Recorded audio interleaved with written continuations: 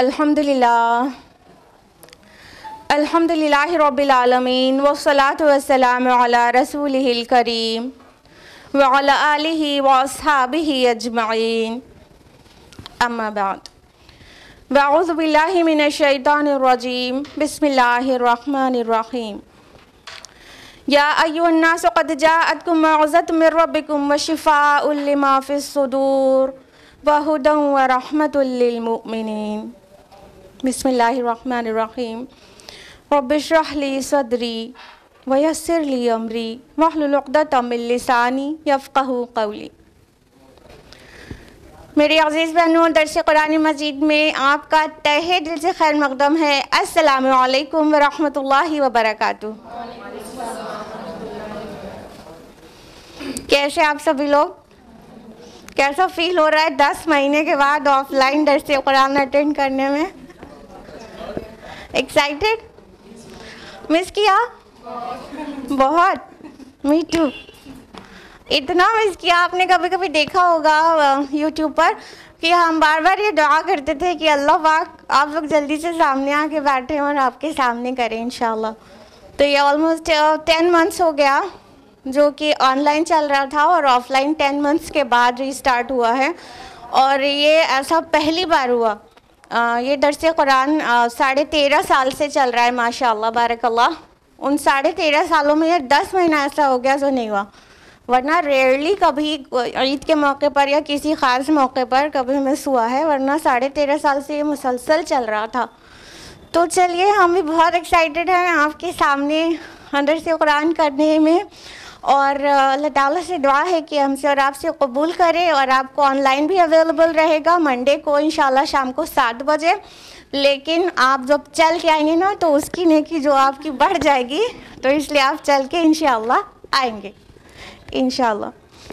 तो अब आप लोग बताइए, जैसा कि हम ऑनलाइन पूछते रहते थे और कोई जवाब देने वाला नहीं होता था, अब आप लोग बताइए कौन सी सूरा चल रही है दर्स कुरान में? सूरा मरियम। सूरा मरियम की किस आयत तक लास्ट वीक हम लोगों ने मुकम्मल किया है? 63। करेक्ट। तो लास्ट वीक 63 आयत तक हुई थी, जो कि 51 से स्टार्ट होते हुए 63 तक हुई थी। तो आप लोग बोलेंगे ऐसे बिना माइक के तो आवाज़ नहीं आएगी, इसलिए हम खुद ही रिवीजन करा देते हैं लास्ट वीक का। आयत नंबर 51 से 63 का रिवीजन है, बस ट्रांसलेशन के फॉर्म में। औज़ु बिल्लाहि मिनश शैतानिर रजीम बिस्मिल्लाहिर रहमानिर रहीम। आयत नंबर 51 है, और किताब में तज़किरा कीजिए मूसा अलैहिस्सलाम का, यकीनन वो थे ख़ास किए गए और वो थे रसूल नबी। और हमने उन्हें पुकारा तूर की दाईं जानिब से और उन्हें अपने करीब किया सरगोशी के लिए। ये तो तूर की दाईं जानिब से जब अल्लाह ताला ने उन्हें पुकारा था तो कहाँ से कहाँ जा रहे थे मूसा अलैहिस्सलाम? मदियन से मिस्र जा रहे थे। और हमने उन्हें अता किया अपनी रहमत से उनके भाई हारून को नबी बनाकर। लास्ट वीक हमने तफसील से बताया था कि हारून अलैहिस्सलाम को अल्लाह ताला ने नबी बनाया मूसा अलैहिस्सलाम के रिक्वेस्ट पर। और तज़किरा कर दीजिए इस किताब में इस्माईल अलैहिस्सलाम का, यकीनन वो वादे के सच्चे थे और वो भी थे रसूल नबी। लास्ट वीक हमने रसूल और नबी का डिफरेंस भी बहुत तफसील से बताया था। जिन लोगों ने ऑनलाइन ज्वाइन नहीं किया था वो लास्ट वीक वाला दर्स कुरान देख लें, तो रसूल और नबी का जो डिफरेंस है वो याद आ जाएगा, पता चल जाएगा। आयत नंबर 55 है, और वो हुक्म देते थे अपने घर वालों को नमाज का और ज़कात का, और वो अपने रब के नज़दीक एक पसंदीदा बंदे थे। और तज़किरा कीजिए किताब में इदरीस अलैहिस्सलाम का, यकीनन वो सिद्दीक नबी थे। पिछले 2 हफ्तों से हम आपको बता रहे हैं, अगर से आप ऑनलाइन ज्वाइन कर रहे थे, कि हाँ सिद्दीक़ नबिया किसको कहा गया और रसूलन नबिया किसको कहा गया है, और दोनों पर्सनालिटी टाइप्स में क्या डिफरेंस है। तो पिछले 2 वीक्स का दर्स कुरान अगर आपका मिस हुआ है देख लीजिए, तो आपको प्रॉपरली पर्सनालिटी टाइप पता चल जाएगा। आयत नंबर 57 है, और हमने उठाया उन्हें बुलंद मकाम पर। हमने लास्ट वीक तफसील से बताया था कि ये उठाना एक्चुअली रिफ़ात और बुलंदी है, जो ज़्यादा स्कॉलर के नज़दीक प्रोमिनेंट ओपिनियन यही है कि ये रिफ़ात और बुलंदी है। लेकिन कुछ लोग इसे रफ़ा समावी भी कहते हैं कि इदरीस अलैहिस्सलाम का भी ईसा अलैहिस्सलाम की तरह रफ़ा समावी हुआ था। आयत नंबर 58 है, ये हैं वो लोग जिन पर इनाम फरमाया अल्लाह ने अम्बिया में से। औलाद आदम से और उन लोगों की नस्ल में से जिन्हें सवार कराया था हमने नूह अलैहिस्सलाम के साथ, और इब्राहीम अलैहिस्सलाम और याकूब अलैहिस्सलाम की नस्ल में से और उनमें से जिन्हें हमने हिदायत दी और जिन्हें हमने चुन लिया। जब तिलावत की जाती उन पर रहमान की आयत तो वो गिर पड़ते थे अल्लाह की जनाब में सजदा करते हुए, रोते हुए। यह आयत सजदा है। फिर जानशीन हुए उनके बाद नाखल्फ लोग, उन्होंने नमाज को ज़ाय कर दिया और ख्वाहिशात की पैरवी की, तो अनकरीब वो मिलेंगे गुमराही से। आयत नंबर 60 है, सिवाय उन लोगों के जिन्होंने तौबा की और ईमान लाए और उन्होंने नेक अमाल किए, तो वही लोग जन्नत में दाखिल होंगे और उन पर कतअन कोई जुल्म नहीं किया जाएगा। आयत नंबर 61 का ट्रांसलेशन है, और उन्हें मिलेंगे आयश दवाम के बागात जिनका वादा किया था रहमान ने अपने बंदों में से गैब में, यकीनन उसका वादा तो पूरा होने वाला ही है, और वो नहीं सुनेंगे उसमें कोई लग़्व बात मगर सलाम, और उनके लिए उनका रिज़्क़ होगा उसमें सुबह और शाम। ये है वो जन्नत जिसका हम वारिस बनाएंगे अपने बंदों में से उनको जो मुत्तक़ी होंगे। अल्लाहुम्मा रब्बना जअलना मिनहुम, अल्लाहुम्मा रब्बना जअलना मिनहुम, अल्लाहुम्मा रब्बना जअलना मिनहुम, आमीन या रब्बल आलमीन। ये था लास्ट वीक का रिवीजन, बस ट्रांसलेशन के फॉर्म में। अब हम लोग बढ़ते हैं बाकायदा आज के दर्स कुरान की तरफ, जिसके लिए चल कर आप यहाँ पर इकट्ठा हुए हैं, और वो है आयत नंबर 64 ऑनवर्ड्स। औज़ु बिल्लाहि मिनश शैतानिर रजीम, बिस्मिल्लाहिर रहमानिर रहीम। वमा नतनज़्ज़लु इल्ला बिअम्रि रब्बिक, और ए नबी सल्लल्लाहु अलैहि वसल्लम हम नहीं नाजिल होते मगर आपके रब के हुक्म से। लहू मा बैना ऐदीना वमा खल्फना वमा बैना ज़ालिक, उसी के इख्तियार में है जो हमारे आगे है और जो हमारे पीछे है और जो कुछ उसके दरमियान है। वमा काना रब्बुका नसिया, और आपका रब भूलने वाला नहीं। अब ये फरिश्तों के का बल्कि जिब्रील इस्लाम का एक कौल नक़ल हुआ है। इससे पहले कि इस आयत की तफसील में जाएं, उसका कॉन्टेक्स्ट, उसका पस मंज़र याद कर लीजिए, जो कि हमने सूरह मरियम के स्टार्टिंग में इंट्रोडक्शन में भी बताया था, और अभी भी ज़रूरी है कि उसका पस मंज़र जहन में हो कि किस पस मंज़र में, किन हालात में ये आयत नाजिल हो रही हैं। देखिए, रसूलुल्लाह सल्लल्लाहु अलैहि वसल्लम को मक्का मुकर्रमा में दावत देते देते 4 से 5 साल गुजर गए थे, और कुफ़ार की तरफ से परसिक्यूशन स्टार्ट हो गया था, और काफ़ी लोग हिजरत करके हबशा जाने वाले थे, और फिर उसके बाद फिर हिजरत करके हबशा चले गए थे। और इधर जो भी असहाब थे वो बहुत ज़्यादा परसिक्यूटेड थे कुफ़ार की तरफ से, और रसूलुल्लाह सल्लल्लाहु अलैहि वसल्लम का भी तरह तरह का तमस्खुर किया जाता था, आपका मजाक उड़ाया जाता, मजाक बनाया जाता। तो इन तमाम हालात में जो एक सहारा था प्यारे नबी सल्लल्लाहु अलैहि वसल्लम के पास और सहाबा के पास, वो सहारा था वही का सहारा, कि जब वही आती तो अल्लाह ताला ढारस बंधाता अपने मोमिन बंदों के लिए, और रसूलुल्लाह सल्लल्लाहु अलैहि वसल्लम को ढारस बंधाता। तो ये वही का सहारा रसूलुल्लाह सल्लल्लाहु अलैहि वसल्लम के लिए बहुत बड़ा सहारा था, उस पस मंज़र में भी।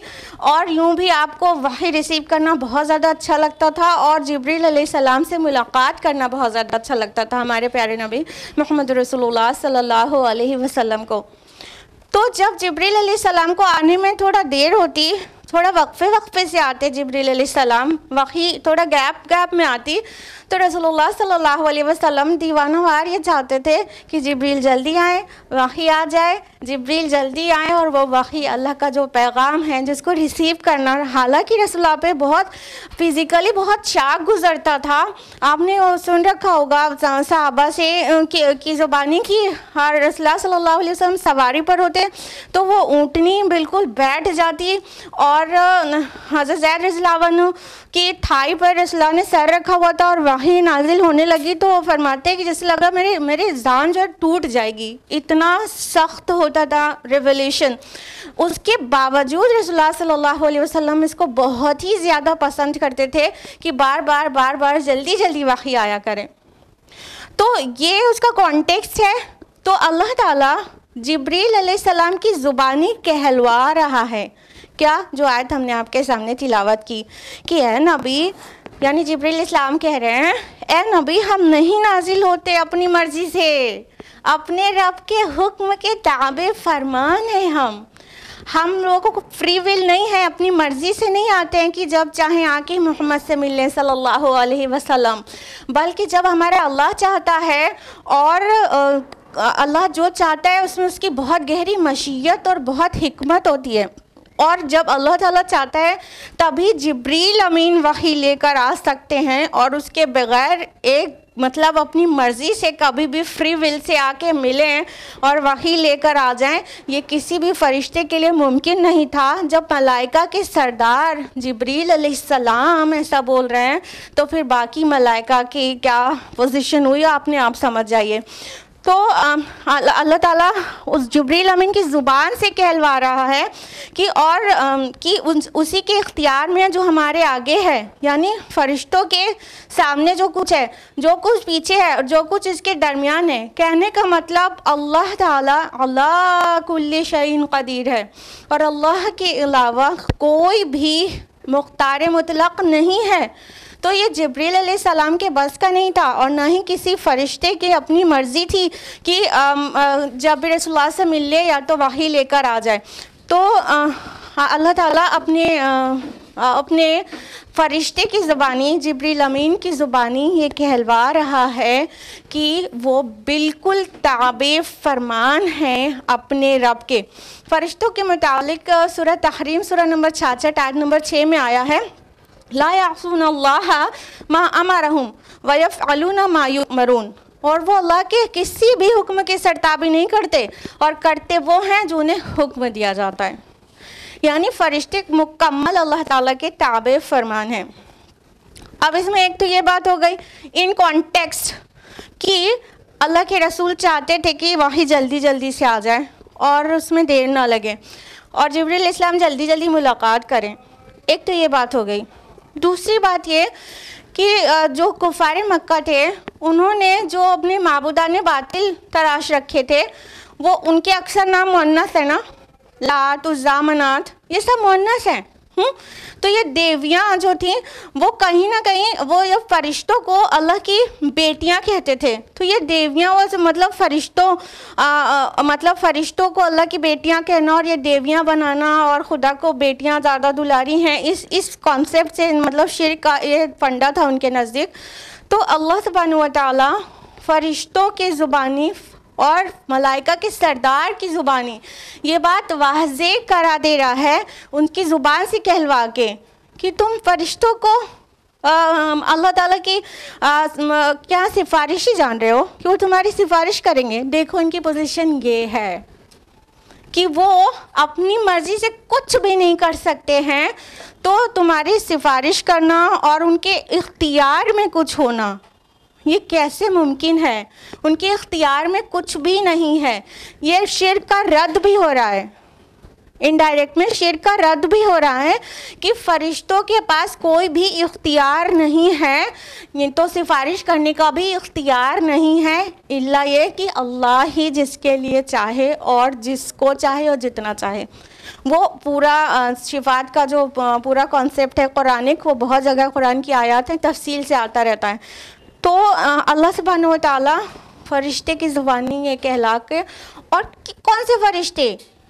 जो तमाम मलाइका के सरदार हैं और जिनके मुतालिक हदीस में आता है कि अल्लाह ताला से उनको बहुत कुर्ब हासिल है, वो सबसे ऊंचाई तक जा सकते हैं, सबसे करीब तक जा सकते हैं, और अल्लाह ताला को एक ख़ास कुर्ब है उनसे।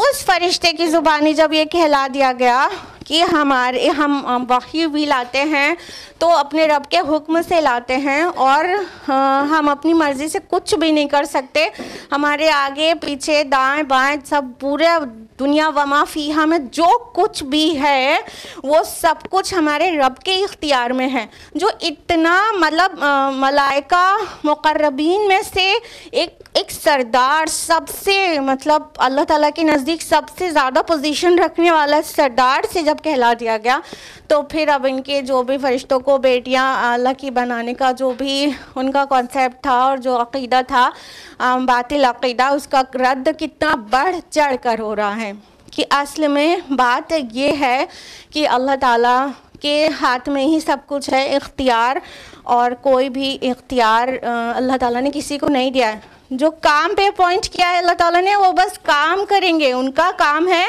वयफ़अलूना मा युअमरून, वो करते हैं वो जो उसका हुक्म दिया जाता है। इख्तियार नहीं दिया अल्लाह ताला ने किसी को, जिस काम पे जिस फरिश्ते को अपॉइंट किया है बस वो मतलब they have to listen and obey, बस इस पोजीशन में है वो, लेकिन इख्तियार किसी का भी नहीं है।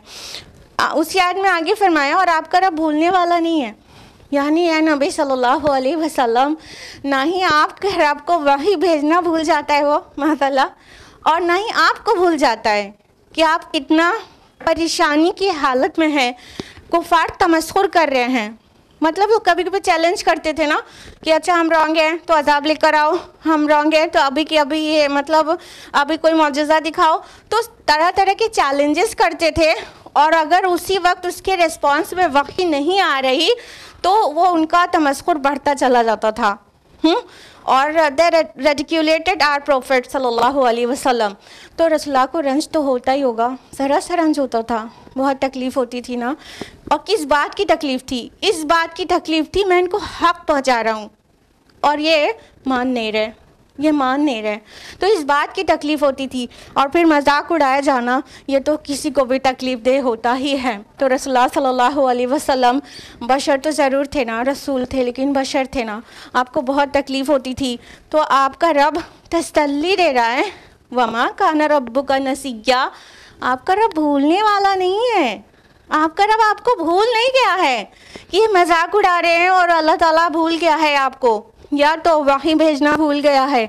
आपके रब की शान ये नहीं है कि कोई चीज़ भूल जाए, भूलना इंसान की कमज़ोरी है और अल्लाह ताला के कमज़ोरियों से पाक है, बिल्कुल पाक। अल्लाहु Samad, he is absolute and eternal.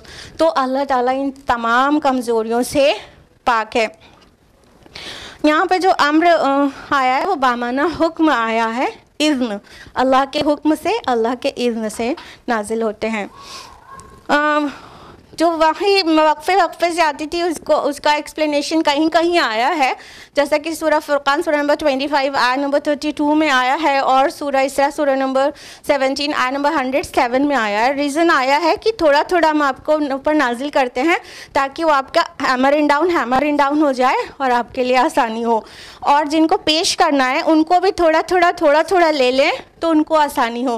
तो बहुत सारी हिकमतें हैं, कुछ हिकमतें अल्लाह ताला ने कुरान में जवाब में दी, बताई भी हैं, और अल्लाह ताला के हर एक काम में, हर एक मर्ज़ी में बेशुमार हिकमतें होती हैं जिसका हम और आप के जहन इहाता नहीं कर सकते। आयत नंबर 65 है, रब्बुस समावाति वल अर्दि वमा बैनहुमा फअब्दुहु वस्तबिर लिइबादतिहि हल तअलमु लहू समिया। वो रब है आसमानों का और ज़मीन का और उसका जो उन दोनों के माबैन है, बस आप उसी की इबादत करें और जमे रहें उसकी इबादत पर। क्या आप जानते हैं कोई उसका हम नाम? अब ये वाला जो स्टेटमेंट है वो कुछ स्कॉलर्स के नज़दीक जिब्रील अलैहिस्सलाम का कंटिन्यूड है और कुछ स्कॉलर्स के नज़दीक ये अल्लाह ताला का कौल है। तो बहरहाल अब अल्लाह ताला क्या फरमा रहे हैं कि वो रब है आसमानों का और ज़मीन का और जो उन दोनों के माबैन है। अभी देखिए यही बात फरिश्ते से कहलाकर वाज़े की गई थी, लहुमा बैना आइदीना वमा खल्फना वमा बैना ज़ालिक। ये बात दूसरे पैराए में कही गई थी, उसको दोहराया जा रहा है। फिर से कहा जा रहा है कि जो रब आसमानों और ज़मीन का है और जो उन दोनों के दरमियान है, आसमान और ज़मीन के दरमियान, यानी एवरीथिंग, ईच एंड एवरीथिंग, पूरी यूनिवर्स का इहाता हो जाता है जब ये अल्फाज कह दिए जाते हैं आसमान और ज़मीन और उन दोनों के दरमियान, तो पूरी यूनिवर्स उसमें शामिल हो गई, अब कुछ बचा नहीं। ठीक है।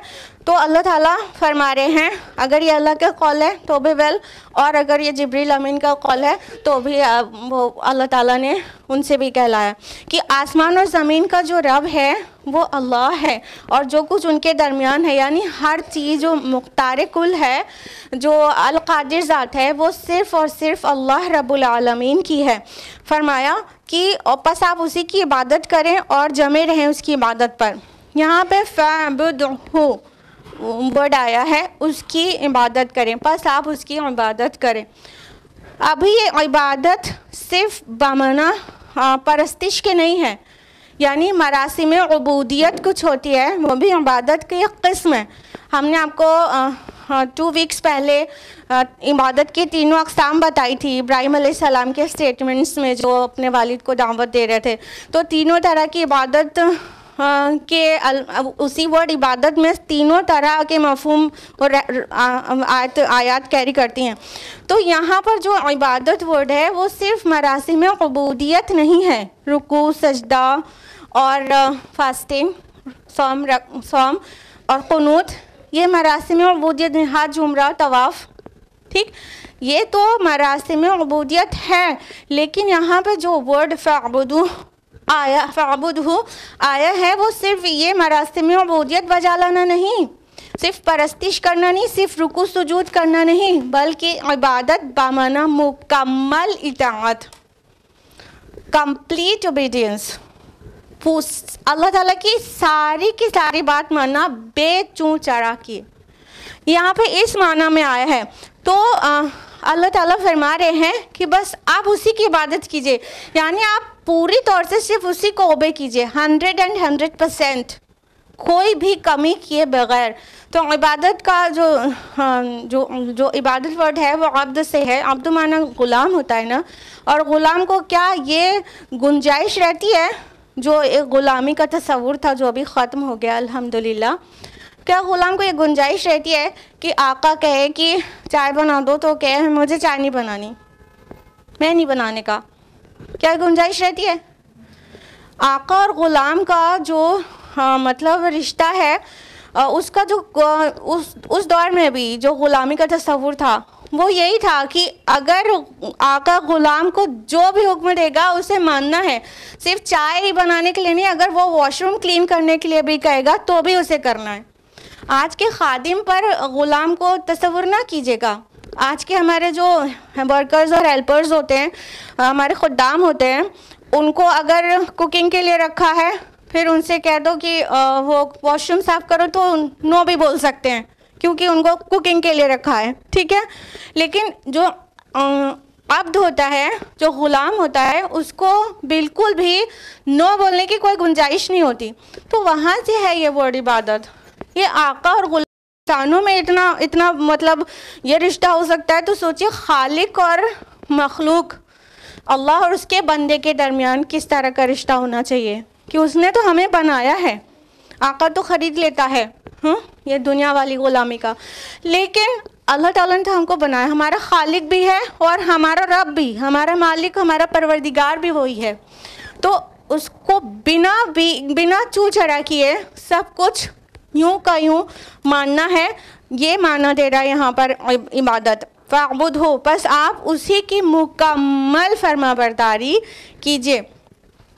और वस्तबिर वर्ड भी आया है कि उस पर जमे रहिए, ये सब्र से है। इस्तिबार वस्तबिर फ़ेल अम्र हो गया और ये इस्तिबार बाबे तफ़ील में जाके बनता है, जिसका माना मतलब सब्र करने से हायर डिग्री में चला जाता है कि बहुत ज़्यादा सब्र कीजिए। तो अल्लाह ताला फरमा रहे हैं कि ऐ नबी आप बहुत ज़्यादा सब्र कीजिए और पूरी तरह से जमे रहिए। मतलब सब्र करना यही होता है ना, किसी चीज़ पर फॉर्मली मतलब डिटरमाइंड होना, उस पर जम जाना, उस पर कायम हो जाना। तो अल्लाह की इबादत पर मुकम्मल तौर से पूरी बंदगी भी और पूरी इताअत भी, सारे मरासिम उबूदियत भी और सारे की सारी ओबीडियंस भी, वो सब के साथ जमे रहिए अपने रब की इबादत के लिए। और फरमाया हल तअलमु लहू समिया, समिया जो वर्ड है, समिया का मतलब हो गया कि उसके जैसा हम नाम। लेकिन यहाँ पर बात यहाँ पर सिर्फ इतनी नहीं है कि उसके हम नाम कोई नहीं है, यहाँ पर माना दे रहा है उसका नज़ीर कोई नहीं है, उसकी तमसील कोई नहीं है। वलम यकुल लहु कुफुवन अहद, उसके जैसा कोई भी नहीं। लैसा कमिस्लिही शै, उसकी जैसी कोई भी चीज़ नहीं है। तो अल्लाह ताला के मुतालिक जो ये कहा जा रहा है, हल तअलमु लहु समिया, क्या आप उसके जैसा हम नाम कोई जानते हैं? खाली हम नाम नहीं, उसका कोई नज़ीर है पूरी दुनिया में? उसकी कोई तमसील है, कोई मिसाल है, उसका कोई पैराबल है, उसके हम पल्ला कोई है, उसके कफ़ू में कोई है? देयर इज़ नन, कोई भी नहीं है। तो अल्लाह ताला एब्सोल्यूट है और उसके जैसा कोई भी नहीं है। तो हमारी मुकम्मल ताबेदारी और इताअत सब कुछ अल्लाह के लिए होनी चाहिए। आयत नंबर 66 है, वयक़ूलुल इंसानु अइज़ा मित्तु लसौफ़ा उख़रजु हय्या, और इंसान कहता है कि जब मैं मर जाऊंगा तो फिर मुझे ज़िंदा करके निकाल लिया जाएगा। अच्छा, ये सवाल इल्म हासिल करने के लिए नहीं है। कुफ़ार की तरफ से जब ये सवाल होता था रसूलुल्लाह सल्लल्लाहु अलैहि वसल्लम से कि अच्छा तुम कहते हो बासे बादल मौत के बारे में, यानी जब हम मर जाएंगे, मिट्टी हो जाएंगे, चूरा चूरा हो जाएंगे, तो हमें नए सिरे से बना दिया जाएगा, हम फिर ज़िंदा हो जाएंगे, हम फिर खड़े हो जाएंगे। तो ये इल्म हासिल करने के लिए नहीं होता था कि जवाब मिल जाए हाँ या नहीं तो उनकी नॉलेज बढ़ जाए। ये एक टाइप का मतलब तमस्खुर था, मजाक उड़ाने के लिए होता था कि अच्छा जी ऐसा भी हो सकता है कि हम चूरा चूरा हो जाएं और मिट्टी मिट्टी हो जाएं और हमको फिर से उठा के खड़ा कर दिया जाए। तो ये एक तरह का मजाक बनाना था और रसूलुल्लाह सल्लल्लाहु अलैहि वसल्लम की तस्खीर करना था और आप सल्लल्लाहु अलैहि वसल्लम को एक तरह से जुटलाना था कि ये जो तुम कह रहे हो ये बात हमारे समझ में तो नहीं आती। अच्छा, एक पस मंज़र को और जहन में रखिएगा कि जैसे अभी आप देखते हैं लोगों को कि सारे के सारे लोग एक जैसे नहीं होते, एक जैसा नहीं सोचते, अलग अलग तरह के लोग आपकी सोसाइटी में हैं। तो डेफिनेटली ऐसा ही हर सोसाइटी में हुआ करता था, उससे हमेशा पहले भी, कि हर सोसाइटी में सब एक तरह के नहीं सोचते थे, एक तरह के अंदाज नहीं था। अब जो कुफ़ार थे वो भी सब एक तरह के नहीं थे, सबका प्लेन फ्लैट रिजेक्शन नहीं था कि हम बासे बादल मौत पे बिलीव ही नहीं करेंगे। उसमें भी कैटेगरीज थी। कुछ लोग थे कहते थे there is no life after death, कोई ज़िंदगी नहीं, मौत के बाद सब कुछ ख़त्म हो जाना है, मिट्टी मिट्टी चूरा चूरा हो जाना, पूरी तरह से रिजेक्ट कर देते थे। और कुछ लोग ऐसे भी थे जिनको जो इन दो मतलब इस दोनों एक्सट्रीम्स के दरमियान में थे।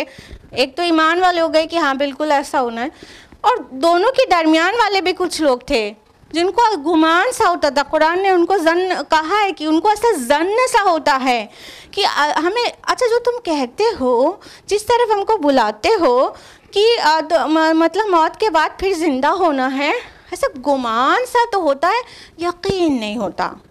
तो ऐसे भी लोग थे।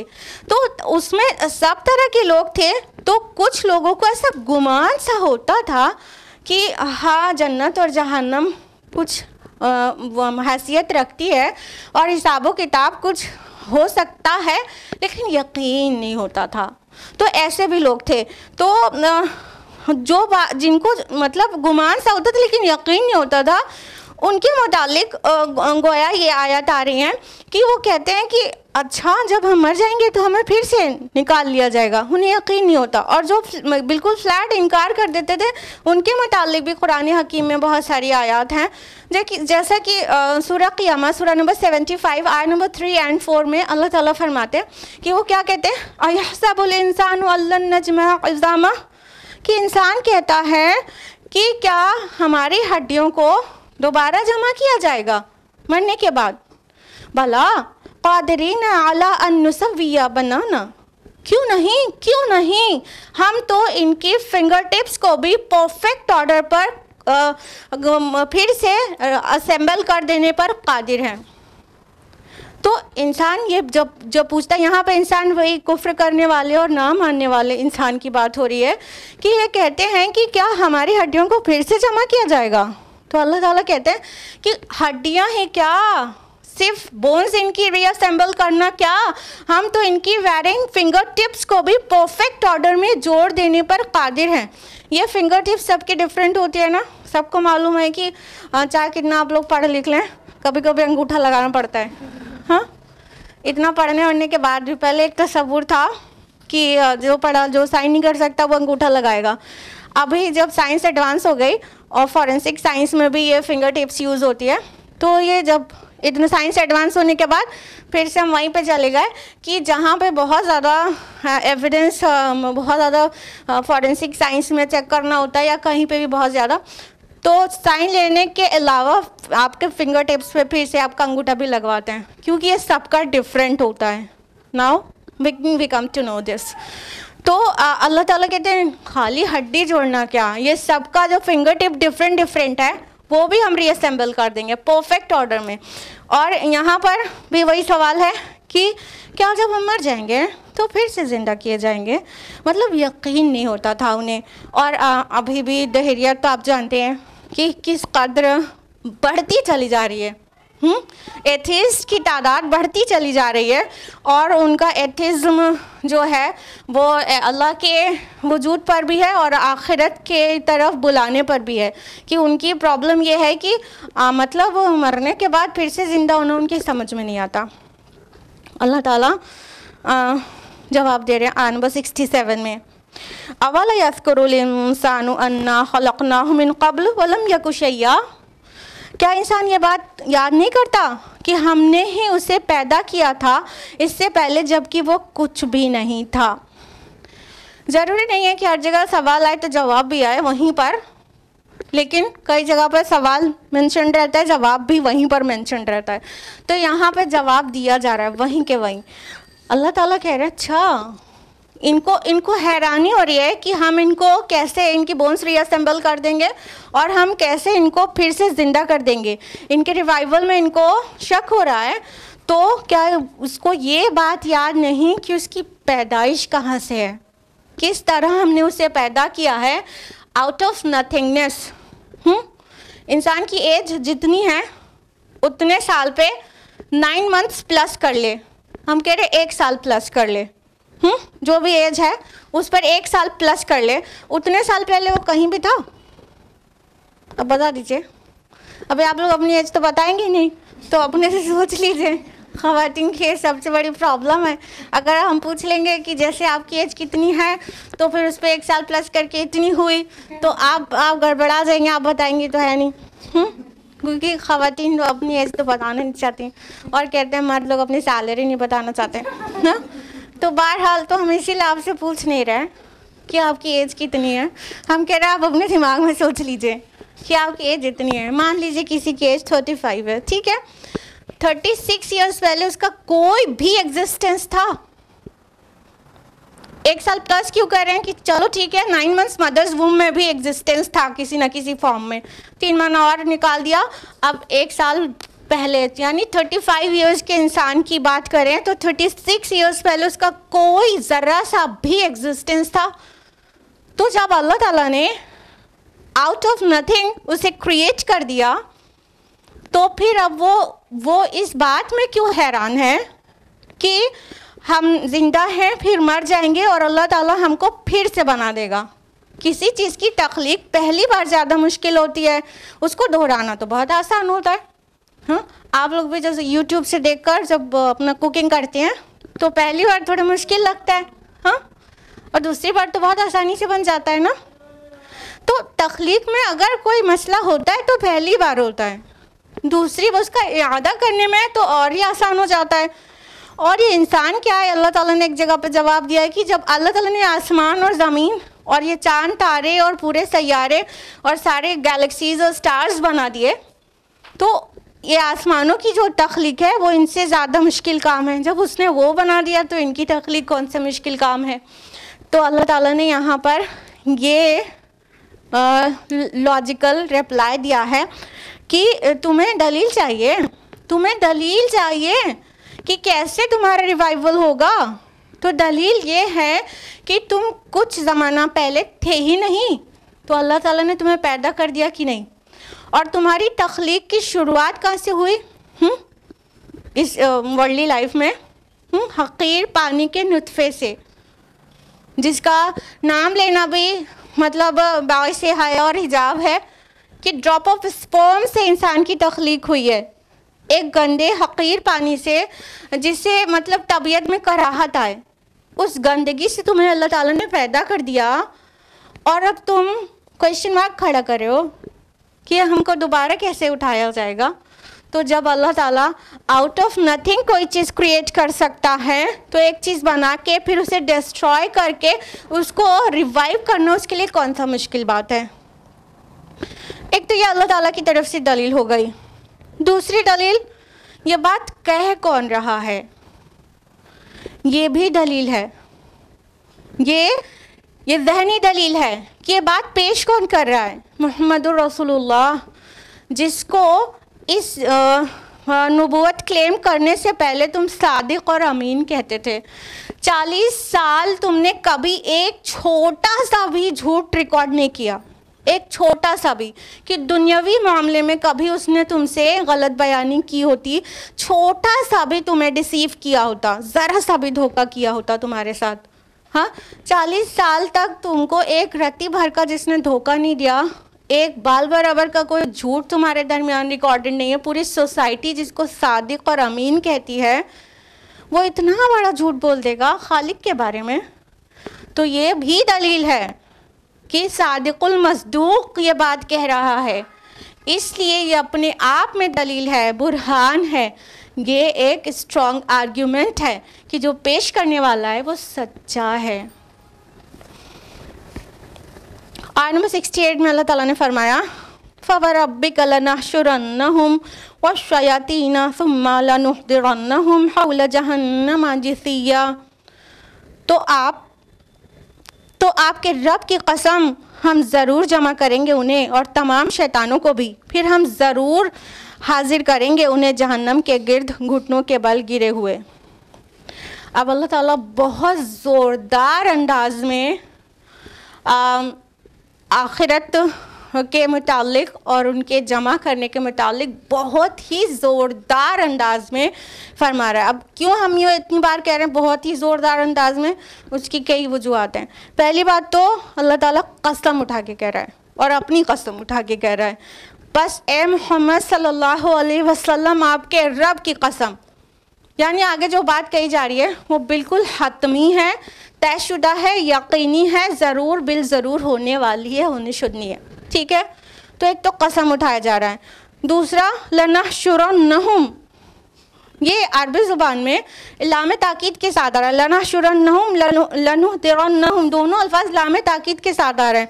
जब मुज़ारे में लाम ताकीद और उसके बाद नून मुशद्दद आ जाता है तो उसमें ताकीद बहुत बढ़ जाती है। अरबी ज़ुबान जो लोग सीख रहे हैं और सीख चुके हैं उनको पता है।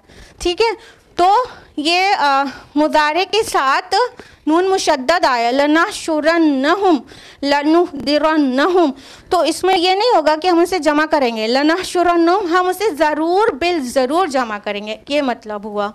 लनुहदिरन्नहुम तो ज़रूर बिल ज़रूर हाजिर करेंगे, ये मतलब हुआ। अगर अरबी ज़ुबान उर्दू ज़ुबान में ट्रांसलेट करेंगे तो इतने वर्ड्स इस्तेमाल करने पड़ेंगे। ठीक है, तो इसलिए इतनी ज़्यादा ताकीद के साथ कह रहे हैं अल्लाह सुब्हानहू व तआला, हम यकीनन ज़रूर बिल ज़रूर इंडीड हम इनको गैदर करेंगे, हम इकट्ठा करेंगे और जमा करेंगे और उनको हाजिर करेंगे जहन्नम के गिर्द घुटनों के बल। जिसी लफ्ज़ का है ना, जिसिया है ना, जिसी का मतलब होता है कि घुटने के बल उखड़ू तरह से बैठना। ठीक है, तो यानी ये एक ग़ुलामों की मतलब एक मंजर कशी की गई है कि ग़ुलाम जब, और मुजरिम ग़ुलाम, ऐसा खाली ग़ुलाम नहीं, मुजरिम, कोई मुजरिम आका के सामने या रूलर के सामने जब पेश किया जाता है तो घुटनों पे बैठा हुआ, मतलब अपनी ज़िल्लत और अपने जुर्म के बाइस शर्मिंदा शर्मिंदा अपनी किस्मत का फ़ैसला किए जाने के इंतज़ार में जिस तरह बैठेगा, उस अंदाज में जहन्नमियों को जहन्नम के गिर्द जमा किया जाएगा, इंतहाई शर्मिंदगी की हालत और अपने जुर्म से बिल्कुल शर्मिंदा, और अपनी किस्मत का फ़ैसला जो वो फाइनली होने जा रहा है कि कहाँ उनको जाना है, उसका फ़ैसला होने के जस्ट पहले की बात है। जहन्नम के गिर्द, हौला जहन्नम आया है ना, जहन्नम के गिर्द, यानी अभी जहन्नम में एंट्री नहीं हुई होगी, लेकिन ये इनकार करने वाले हैं ना, और उनके शयातीन भी कहा गया। और शयातीन किसको कहा गया? खाली जिन्नों की बिरादरी को? इंसानी शयातीन को भी कहा गया। ये सिर्फ जिन्नों के जिन्स में शयातीन नहीं होते, मिनल जिन्नति वन्नास, एवरीबॉडी नोस ना। तो ये इंसानों से में से भी शयातीन होते हैं। कौन? जो बहकाने का ज़िम्मा ठेका खुद ले लेते हैं, ठीक है। तो ये वो शयातीन हैं, चाहे वो जिन्नों में से हो चाहे वो इंसानों में से, जिन्होंने बहकाया, जिनके बहकाने की वजह से उनके पीछे बहुत सारे लोग राह रास्ते से भटक गए। तो अल्लाह ताला कह रहे हैं कि हम ज़रूर बिलज़रूर उन तमाम शैतानों को जमा करेंगे और जहन्नम के गिर्द, जहन्नम के अराउंड घुटनों पे बैठे हुए उकड़ू पोजीशन में दो जानू होकर ऐसे बिल्कुल ज़िल्लत व खारी उन पर छा रही होगी, इस तरह से वहाँ पर इकट्ठा कर देंगे। अल्लाहुम्मा ला तजअलना मिनहुम सुम्मा लनंज़िअन्न मिन कुल्लि शिअतिन अय्युहुम अशद्दु अलर्रहमानि इतिया। फिर हम ज़रूर छांट कर निकालेंगे हर गिरोह में से हर उस शख्स को जो उनमें सबसे ज़्यादा सख्त था रहमान के ख़िलाफ़ सरकशी में। अल्लाह ताला अब उनके ऊपर और ज़्यादा गज़बनाक हो रहे हैं जो उन शयातीन में लीडर्स थे। देखिए, अवाम क्या होती है, हर सोसाइटी की अवाम वो किसी लीडर को फॉलो करती है और मेजॉरिटी जो होती है ना वो ब्लाइंडली फॉलो करती है, ठीक है। उनके जो लीडर्स होते हैं उनको ये वाइट कॉलर पीपल भी हम कहते हैं कभी कभी, और उनके जो बड़े मतलब ठाकुर और बड़े नामवर जो इंटेलिजेंसिया जिसको कहते हैं इस आजकल की मॉडर्न डे टर्मिनोलॉजी में, वो जो इंटेलिजेंट लोग और जो लीडर्स लोग जिनको आम लोग बस उनको देखते हैं और फॉलो करने लगते हैं। तो ये उनके बारे में अल्लाह ताला कह रहे हैं, जो लोग उनके लीडर्स थे शैतानियत में यानी गुमराही में जो लीडर्स थे, तो उनको अल्लाह ताला छांट कर अलग कर लेगा। यानी जिस तरह वो आगे आगे चलते थे गुमराही में, सब उनके पीछे पीछे जाते थे, उसी तरह जहन्नम में जाते वक्त वो आगे आगे जाएगा और उसके जितने ब्लाइंड फॉलोअर्स होंगे उसके पीछे पीछे जाएंगे। कैसा सीन है दुनिया में। देखिए कितना चाहता है इंसान कि हमें बहुत आसानी से दीन पे प्रैक्टिस करने को मिल जाए। आप जो हमारे पीर फ़कीर वो क्या बोले हैं, हाँ, वो जो कह रहे हैं उनकी चुपचाप मान लें और ये हमें बख्शवा देंगे, जन्नत में पहुंचा देंगे। वो अपने दिमाग में तो सीन क्रिएट किए रखे हैं कि एक बैनर होगा इनके हाथ में और ये अल्लाह ताला से ज़िद पे बैठ जाएंगे और अल्लाह पाक मेरे जितने मुरीदीन हैं उनको आपको बख्शना ही होगा माज़अल्लाह, और माज़अल्लाह अल्लाह मजबूर हो जाएगा, माज़अल्लाह सुम्मा माज़अल्लाह, और हम इनके बैनर के नीचे सब के सब जन्नत में दाखिल हो जाएंगे। तो इससे अच्छा है कि बस इन्हें यहाँ मना लो, जन्नत इनके पीछे पीछे मिल जाएगी। तो जो लीडर्स हैं ना, वो दुनिया में तो इंसान बड़ा सब्ज़ बाग सजा के बैठा है कि बस जुमेरात इनके ऊपर चढ़ावा चढ़ाओ और जन्नत का टिकट पक्का, और फिर जी भर के हराम खोरी करो और जी भर के अपने रब की नाफरमानी करो, बस इन्हें मना लो और ये हमारी सिफारिशी बन जाएंगे। तो दुनिया में ये बड़ा सोच के बैठा है इंसान। तो वो जो लीडर है सबसे बड़ा मुजरिम तो वही हो गया ना, जो रॉन्ग की तरफ लीड कर रहा था उनको। तो अल्लाह ताला ऐसे लीडर्स को अलग अलग इकट्ठा करेंगे, मतलब उनको अलग से बुलाएंगे कि दुनिया में जो गुमराही की तरफ तुमने इनको लीड किया, अब आओ ये भी जहन्नम में जाएंगे। यानी उनके जो ब्लाइंड फॉलोअर्स हैं वो इतने मासूम नहीं हैं। हाँ, इतने मासूम नहीं। मासूम क्यों नहीं है? वो कुरान मजीद उनके दरमियान है, वो अपनी आँखों से उसे नहीं पढ़ते, अपने दिमाग से नहीं समझते और मेहनत नहीं करना चाहते और ख्वाहिश नफ्स की पैरवी करना चाहते हैं और फिर भी जन्नत में दाखिला चाहते हैं। इसलिए हम कह रहे होते मासूम नहीं हैं। वो अपनी ख्वाहिश नफ्स को लगाम नहीं देना चाहते हैं। वो चाहते हैं कि हम जैसा चाह रहे हैं सूदी कारोबार करते रहें, रिश्वत लेते हैं लेते रहें, बस इनको राज़ी कर लें और इनकी एक फ़ोटो लगा लें घर में। हाँ, फ़ोटो लगा लें और बच्चों से कहें कि इनके आगे झुको, इनसे जन्नत मिलेगी वगैरह वगैरह। तो वो भी इतने मासूम नहीं है, इतने भोले नहीं हैं। लेकिन बड़ा मुजरिम कौन है? जो उसे रॉन्ग की तरफ लीड कर रहा है। तो ऐसे लीडर्स को अल्लाह ताला आइसोलेट कर लेंगे, उनमें से निकाल के बाहर सामने लाके खड़ा कर देंगे। जैसे कि अबू जहल था उस सोसाइटी में, अल्लाह के नबी सल्लल्लाहु अलैहि वसल्लम ने अबू जहल के बारे में कहा कि हादा फ़िरौन हादिल उम्मा, ये इस उम्मत का फ़िरौन है। तो अबू जहल को वो जो कुफार मक्का जितने भी थे जिन्होंने रसूलुल्लाह सल्लल्लाहु अलैहि वसल्लम को रिजेक्ट किया, आपकी दावत को रिजेक्ट किया, तो अबू जहल उनको लीड करेगा, सामने आके खड़ा हो जाएगा और फिर कहा जाएगा अल्लाह ताला की तरफ से कि चलो अब लेके हाको इनको, जाओ जहन्नम में तुम साथ में आगे आगे चलते हुए। तो अल्लाह सुब्हान ताला फरमा रहे हैं कि जो रहमान की सरकशी में जो सबसे ज़्यादा सख्त था उसको हम छांट कर निकाल लेंगे, लीड करने के लिए निकाल लेंगे। फिर वो जो बिल्कुल आसानी से चाहते थे जन्नत में चले जाएं और रब की न माननी पड़े ना रसूल की, ना कुरान में गतज़नी करने की ज़रूरत पड़े और ना ही ख्वाहिश नफ्स को कोई लगाम लगाने की पड़े, तो वो उसके पीछे हो लेंगे सब। और लीडर्स जो उनको अल्लाह ताला अलग कर लेगा उनके पीछे पीछे हो जाएंगे और फिर वो जहन्नम की तरफ लीड करेगा वो शैतान, वो इंसानी शैतान। और फिर बाकियों का अंजाम जो होगा उसके लिए फ़िक्र करना चाहिए। ये सिर्फ हंसने की बात नहीं है ना, ये बहुत ही ज़्यादा फ़िक्र की बात है। हम लोग अपने अराउंड बहुत ही लोगों को ऐसा देखते हैं कि वो मतलब इसी मिजाज के हैं, वो किसी तरह अपने पीर को छोड़ने के लिए तैयार नहीं है, जबकि उनके पीर उनको हराम खोरी तक से नहीं रोकते। सलाह की पाबंदी तो छोड़ दीजिए, मतलब कोई भी चीज़ के हुक्म नहीं देते जो अल्लाह और रसूल ने हुक्म दिया है। बस वो कुछ बहुत बेसिक्स बता दिया और बस उनको आसरा दे दिया कि हम बख्शवा देंगे। तो ये इस तरह के ब्लाइंड फॉलोअर्स बहुत ही खौफनाक सौदा है जो कर रहे हैं।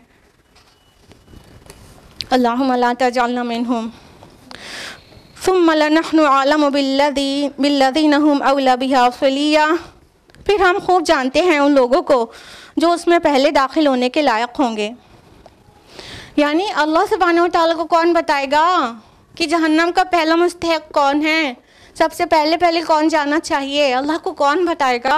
अल्लाह सुब्हानहू व तआला तो फरमा रहे हम खूब जानते हैं कि कौन इस लायक है कि जो पहले उसमें दाखिल हो, जो लीड करे इनके पूरे लश्कर को, पूरे जत्थे को लीड कौन करे, कौन आगे आगे जाके जहन्नम में दाखिल हो, अल्लाह ताला खूब जानता है। और ये उधर कुफ़ार जो रसूलुल्लाह सल्लल्लाहु अलैहि वसल्लम का तमस्खुर कर रहे थे और मुसलमानों को सता रहे थे कि उनकी पार्टी देखो और हमारी पार्टी, हम इतने आयशते रहने वाले लोग, और ये कहते हैं कि अल्लाह की तरफ से वाही आती है और जो बात कह रहे हैं हक़ कह रहे हैं। अगर अल्लाह के इतने ही लाडले और बिलवेड होते तो आज इतना मुसीबत में होते भला। इस तरह से जो कह के सता रहे हैं तो उनकी तरफ मतलब ये एक बहुत बड़ी वार्निंग है कि अल्लाह ताला जानता है कि कौन पहले जहन्नम में जाएगा। अल्लाह ताला जानता है, वो अल्लाह ताला के नेक बंदों को सताना छोड़ दें। वइन मिनकुम इल्ला वारिदुहा काना अला रब्बिका हतमम मक़दिया। और तुम में से कोई भी ऐसा नहीं जो उस पर वारिद ना हो, यह आपके रब का हतमी फ़ैसला है। अब ये जहन्नम के मुतालिक बात आ रही है और अल्लाह ताला फरमा रहे हैं कि तुम में से कोई भी ऐसा नहीं है जो उस पर वारिद ना हो। अब इसमें दो डिफरेंट ओपिनियन हैं स्कॉलर्स की। एक ग्रुप ऑफ स्कॉलर्स तो ये कहते हैं कि हर ख़ास तो आम हर इंसान को, आदम से लेके क़यामत तक के इंसान को जहन्नम पे वारिद होना होगा। और ये वारिद होने की शक्ल क्या बताते हैं? एग्जैक्टली हाँ, तो जिनकी ओपिनियन ये है कि जहन्नम पे ईच एंड एवरी पर्सन को वारिद होना होगा, तो उसका एक्सप्लेनेशन ये देते हैं कि अब एक पुलसरात होगा, पुलसरात नाम सबने सुना है ना, वो एक्चुअली सिराते मुस्तकीम होगा, जो दुनिया में सिराते मुस्तकीम है उस पर जो चल रहा है सिराते मुस्तकीम पर, उसको लिए पुलसरात बहुत ही आसान होगा और वो जहन्नम के ऊपर बना होगा। और तो उस पुलसरात पर चलकर सबको जहन्नम, जो नेक लोग हैं उनको जन्नत में जाना होगा, तो उसके ऊपर से वारिद हो गए ना सभी, ईच एंड एवरी पर्सन, पायस लोग भी जो नेक हैं, दीनदार हैं, अल्लाह ताला की मानते हैं, रसूल की सुन्नत पे अमल करते हैं, मुत्तकी हैं, अल्लाह ताला उन्हें जन्नत में डालना चाहता है, तो उन सबको भी जहन्नम के ऊपर से गुज़र के जाना होगा। उसका आग का भपका तक नहीं लगेगा, उनको जहन्नम की कोई तकलीफ़ नहीं पहुँचेगी, लेकिन उसके ऊपर से गुज़र के जाएंगे और उनके लिए वो रास्ता बहुत आसान होगा। उनके ईमान का नूर उनके साथ दौड़ रहा होगा, उनके सामने और उनके दाहिने, और ईमान और अमाल सालिहात का नूर सूरह हदीद में ज़्यादा तफसील से है ना, तो उनके उस नूर में भागते हुए चले जाएंगे और जन्नत में दाखिल हो जाएंगे, लेकिन उनका गुज़र तो जहन्नम के ऊपर से होगा। ये मतलब है वारिद होने का।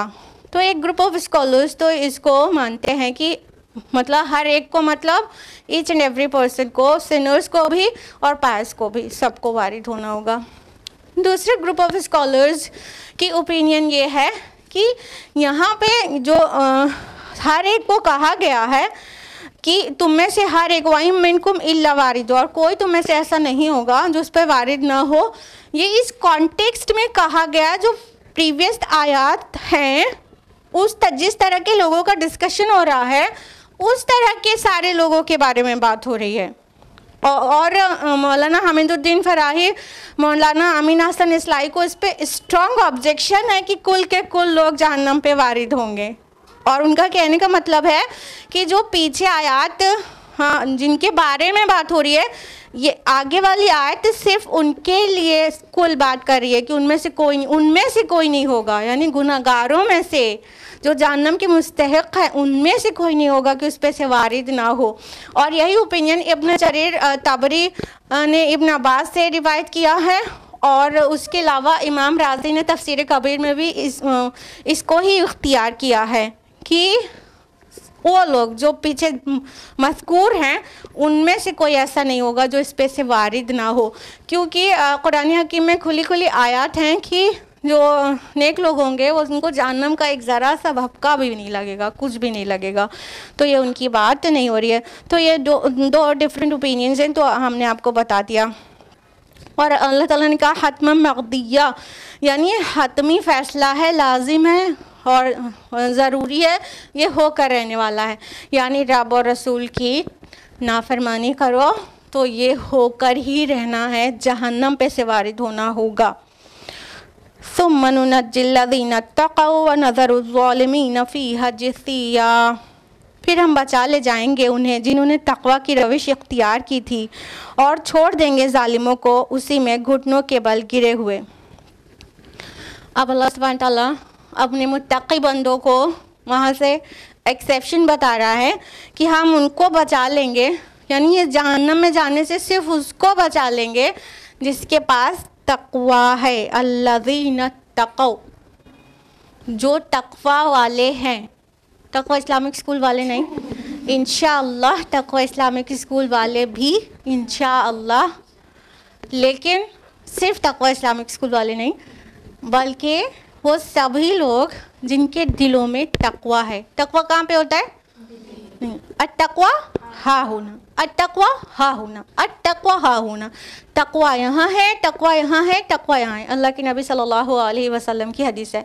कहने का मतलब किसी के ज़ाहिर से जो बहुत आरास्ता पैरास्ता है, ये गलत फहमी नहीं होना चाहिए कि वो बहुत मुत्तक़ी है। दाढ़ी कितनी लंबी है, पजामा टखने से ऊपर के घुटने तक है, ये तक़वे का मेयार नहीं है। ठीक है, ठीक है, नबी सल्लल्लाहु अलैहि वसल्लम की सुन्नतों की भी पैरवी करना ही है, जाहिर बात है, वो भी जन्नत में ले जाने का ज़रिया बनेगा। ठीक है, लेकिन हम ये कह रहे हैं तक़वा ज़ाहिर से जज नहीं होता, तक़वा बातिन की चीज़ है। कौन अल्लाह से कितना डरता है, और सिर्फ डरता नहीं, अल्लाह की नाफरमानी से कितना बचता है, हाँ, और अल्लाह ताला के गज़ब और गुस्से से कितना बचता है, और कौन इस बात का खौफ रखता है कि मेरे रब के सामने मुझे खड़ा होना है। तो जिसके अंदर हरदम ये एहसास ज़िंदा रहता है कि मेरे अल्लाह मुझसे पूछ लेगा तो मुझे क्या जवाब देना है, उसके अंदर एक्चुअली तकवा है। वो ज़रूरी नहीं उसका ज़ाहिर इतना आरास्ता पैरास्ता वेल डेकोरेटेड हो, हाँ, इट मे बी पॉसिबल कि वो फ़कीर हो, उसके लिबास फटे हुए हों और उसके चेहरे पे धूल पड़ी हुई हो, लेकिन उसके अंदर इतना तकवा हो कि वो जो बात की कसम उठा ले तो अल्लाह ताला उसे पूरी कर दे, इतना चहेता हो अपने रब का। ये बिल्कुल आयन मुमकिन बात है, हदीस की रोशनी में बता रहे हैं आपको ये बात। तो अल्लाह ताला फरमा रहे हैं जिन्होंने तकवा की रविश इख्तियार की उनको सिर्फ हम बचा देंगे। हमको बहुत अफसोसनाक बात एक ही लगती है कि दीनदारी बहुत झूठी भी हमने एक्सपीरियंस की। अब जितनी उम्र हो गई हम भी नहीं बताएंगे कितनी हो गई है, इतने इस उम्र में तक पहुँचते पहुँचते हमने बहुत झूठी दीनदारी भी एक्सपीरियंस की लोगों में। मतलब ज़ाहिर में बहुत दीनदार मालूम हो रहे थे, जब घरों के अंदर घुस के देखा गया, बेटियां दे के देखा गया तो पता चला दीनदारी का हाल। तो एक्चुअली वो तकवा नहीं है, जिसके दिल में तकवा है, जो जुल्म से बचता है, जो झूठ से बचता है, जो हराम से बचता है, जो घर के अंदर घर के बाहर हर जगह अपने रब के हुक्म के मुताबिक ज़िंदगी गुजारता है और अपने रसूल के तरीक़े पर ज़िंदगी गुजारता है, उसके पास तकवा होता है। तो जिसके पास तकवा है वो बचेगा जहन्नम से, सिर्फ वही बचेगा जिसके पास तकवा है, जो अपने रब के सामने खड़ा होने से डरा, वो बच जाएगा। और बाकियों का क्या हाल होगा, अल्लाह ताला फरमाते हैं कि उन जालिमों को घुटनों के बल गिरा हुआ छोड़ देंगे।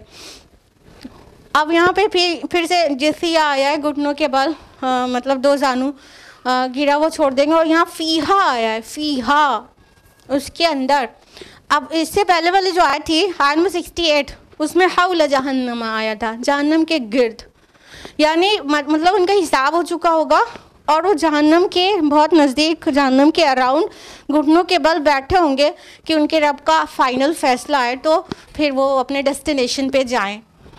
तो हौला जहन्नम आया था, और यहाँ पे आ गया फ़ी हजिसिया, उसके अंदर फ़ीहा, उसमें ना, उसमें घुटनों के बल बैठे होंगे।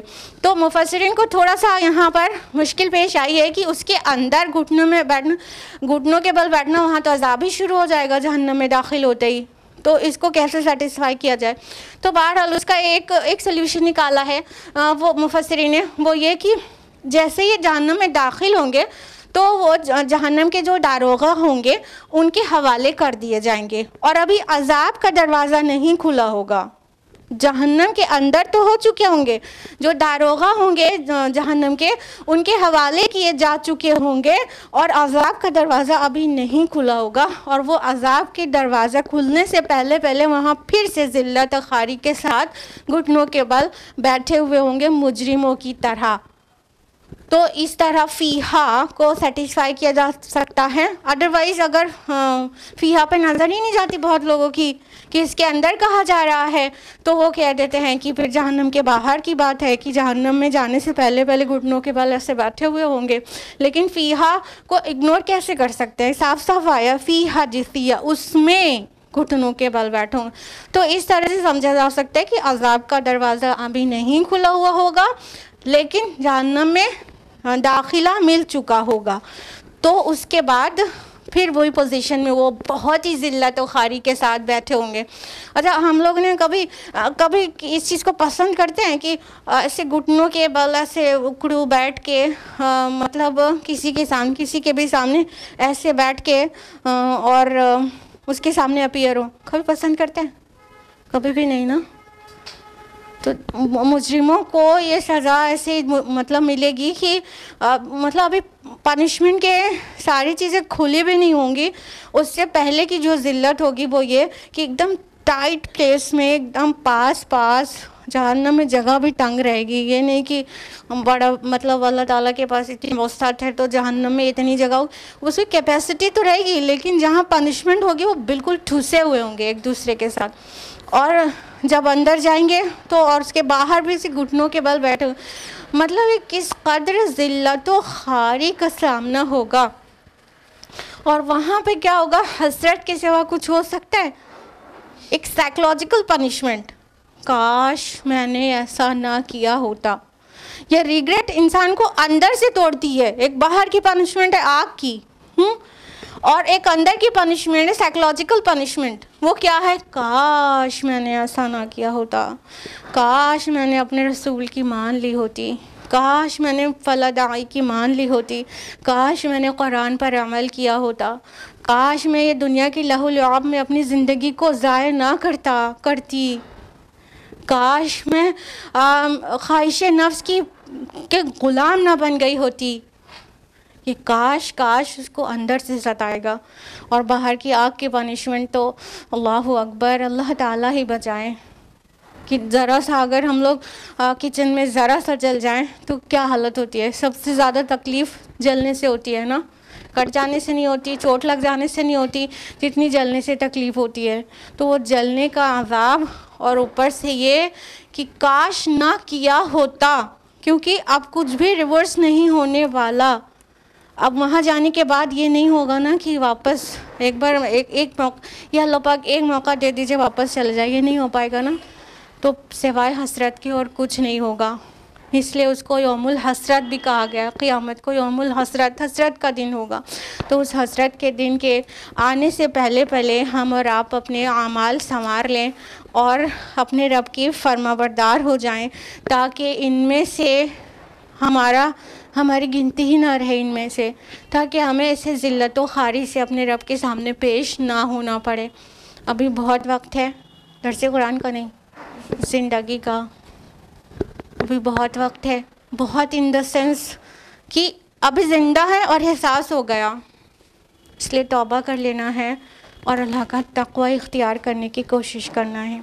अल्लाह ताला कहने सुनने से ज़्यादा अमल की तौफ़ीक़ दे। आमीन। व आखिर दावाना अनिल हम्दुलिल्लाहि रब्बिल आलमीन। वस्सलामु अलैकुम व रहमतुल्लाहि व बरकातुहू।